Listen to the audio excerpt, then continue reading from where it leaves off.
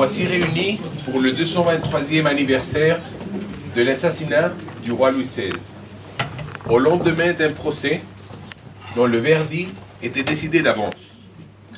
La France traversait alors des jours dramatiques et cette mort du monarque allait malheureusement être la première d'une longue liste. Mais il me semble que se réunir plus de 2 siècles après un événement n'est pas anodin. Les exemples ne sont pas chose courante, ils le sont d'autant moins que cette messe à laquelle nous venons d'assister et pour laquelle je remercie les desservants est loin d'être unique. Ce sont en fait des dizaines de messes qui sont célébrées autour du 21 janvier. Cela dans toute la France et même à l'étranger, puisque la Belgique, la Suisse, les États-Unis s'honorent de cérémonies d'hommage au roi martyr. Ces cérémonies sont importantes et leur sens dépasse de beaucoup ce que peuvent être des commémorations. Seule la mort du roi amène, chaque année, cet événement à se renouveler.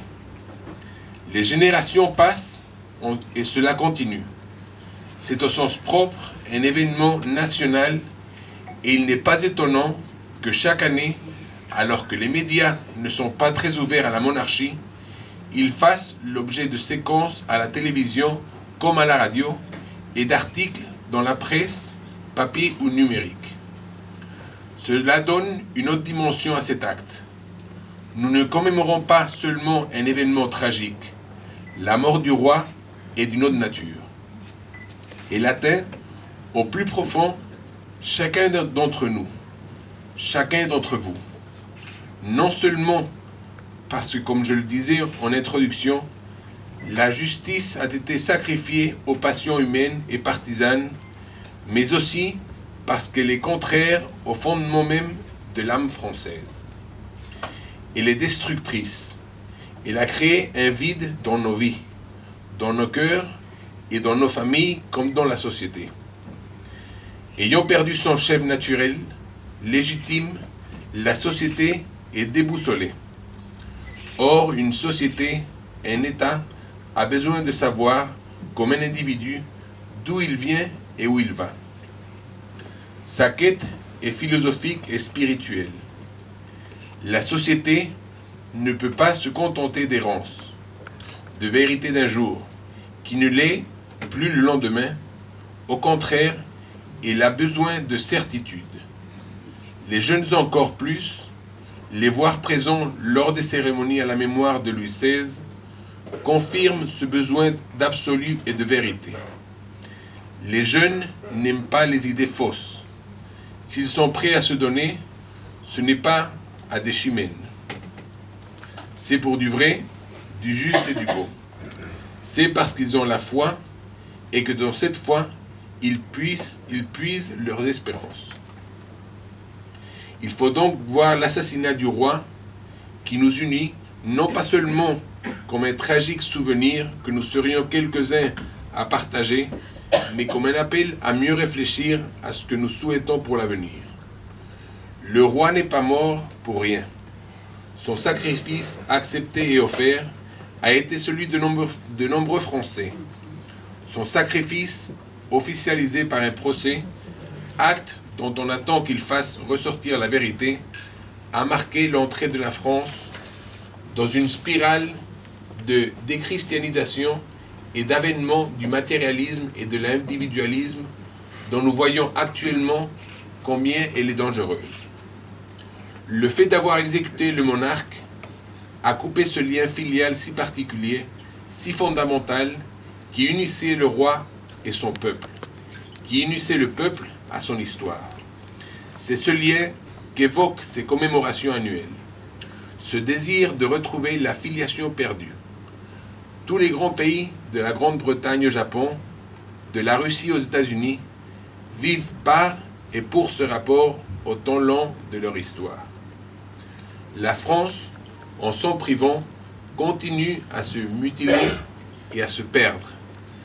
Depuis près de 2 siècles, les crises succèdent aux crises, dont certaines sanglantes, les républiques aux républiques.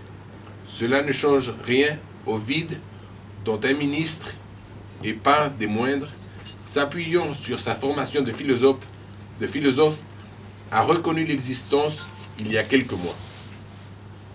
Ainsi, commémorer cet assassinat plus de 200 ans après qu'il ait été commis, c'est affirmer que l'idée de royauté est toujours nécessaire et vivante. En France, le roi ne meurt jamais, selon l'adage. Il se perpétue. C'est aux Français de lui redonner vie, de retrouver leurs racines. Mais ceci ne peut être simplement formel. La royauté, ce n'est pas une république couronnée. Elle est avant tout un ensemble de valeurs vécues et partagées, puisque ce sont d'elles que vient l'unité entre toutes les composantes du pays. Par le passé, ces valeurs étaient directement issues du baptême chrétien de Clovis. Actuellement, elles sont à retrouver, à reconstruire et surtout pas à travestir par des slogans. La France, en renouant avec ce qui l'a animée tout au long de son histoire, pourra alors surmonter difficultés et épreuves et reprendre le cours de sa destinée. Derrière le rejet de cet assassinat de Louis XVI se profile le besoin de redonner primauté à la vie, de la naissance à la mort.